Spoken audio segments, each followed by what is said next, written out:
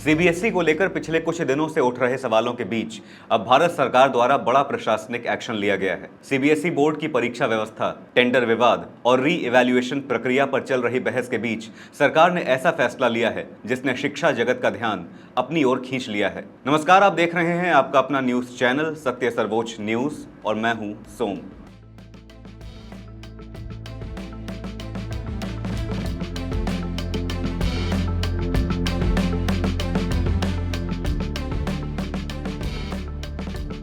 केंद्रीय माध्यमिक शिक्षा बोर्ड यानी सीबीएसई से जुड़ा विवाद अब नए मोड़ पर पहुंच गया है। केंद्र सरकार ने सीबीएसई के चेयरमैन राहुल सिंह और सचिव हिमांशु गुप्ता को उनके पदों से हटाते हुए पूरे मामले की जांच के आदेश दे दिए हैं। केंद्र सरकार ने सीबीएसई में नई नियुक्तियां करते हुए वरिष्ठ आईएएस अधिकारी लोखंडे प्रशांत सीताराम को बोर्ड का नया चेयरमैन नियुक्त किया है। वहीं भारतीय सूचना सेवा यानी आईआईएस के वरिष्ठ अधिकारी वरुण भारद्वाज को सीबीएसई का नया सचिव बनाया गया है। साथ ही सरकार ने विवादित ऑन स्क्रीन मार्किंग यानी ओएसएम टेंडर प्रक्रिया की जांच के लिए एक उच्च स्तरीय समिति का गठन किया है। इस समिति की कमान वरिष्ठ प्रशासक एस राधा चौहान को सौंपी गई है। एस राधा चौहान उत्तर प्रदेश कैडर की 1988 बैच की सेवानिवृत्त आईएएस अधिकारी हैं। वो वर्तमान में क्षमता विकास आयोग यानी कैपेसिटी बिल्डिंग कमीशन की चेयरपर्सन हैं और केंद्र सरकार में कार्मिक एवं प्रशिक्षण विभाग की सचिव भी रह चुकी हैं। प्रशासनिक सुधार, मानव संसाधन प्रबंधन और सुशासन के क्षेत्र में उनके लंबे अनुभव को देखते हुए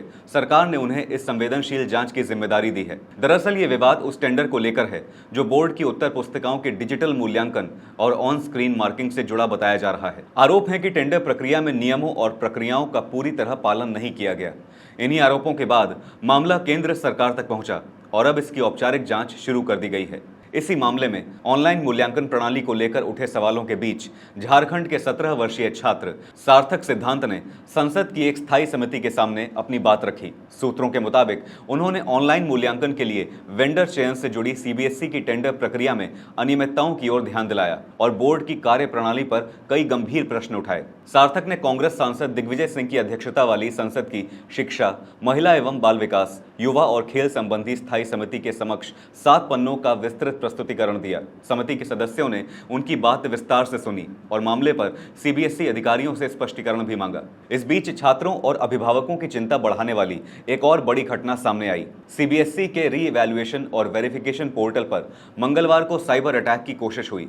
बोर्ड के अनुसार बड़ी संख्या में संदिग्ध और असामान्य ट्रैफिक के कारण पोर्टल प्रभावित हुआ, जिससे कई छात्रों को आवेदन करने में दिक्कतों का सामना करना पड़ा। सीबीएसई ने दावा किया है कि कुछ दुर्भावनापूर्ण तत्वों ने उसके पुनर्मूल्यांकन पोर्टल को निशाना बनाते हुए सिलसिलेवार साइबर हमले किए।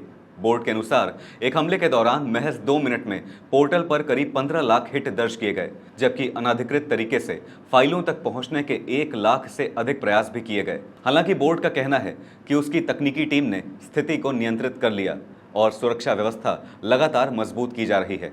सीबीएसई ने साफ कहा है कि छात्रों के डेटा की सुरक्षा से कोई समझौता नहीं हुआ है और यह भी कहा है कि प्रभावित छात्रों को आवेदन का पूरा अवसर मिले, इसके लिए आवश्यक कदम उठाए जा रहे हैं। ये पूरा घटनाक्रम ऐसे समय में सामने आया है जब हाल ही में सीबीएसई की री इवैल्यूएशन फीस को लेकर भी विवाद खड़ा हुआ था। विपक्ष ने बोर्ड की नीतियों और शुल्क व्यवस्था पर सवाल उठाए थे, जिसके बाद परीक्षा और मूल्यांकन प्रणाली को लेकर बहस तेज हो गई थी।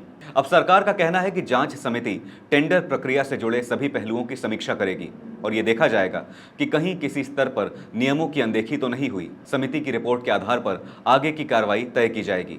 फिलहाल सबसे बड़ी बात यह है कि सीबीएसई में शीर्ष स्तर पर बड़ा प्रशासनिक बदलाव किया गया है। एक ओर टेंडर विवाद की स्वतंत्र जांच शुरू हो चुकी है, तो दूसरी ओर री इवैल्यूएशन प्रक्रिया को साइबर हमले जैसी चुनौती का भी सामना करना पड़ा है। तो क्या जांच समिति की रिपोर्ट पूरे विवाद की परतें खोलेगी और क्या इससे देश की सबसे बड़ी स्कूल परीक्षा प्रणाली में पारदर्शिता को लेकर उठे सवालों का जवाब मिल पाएगा?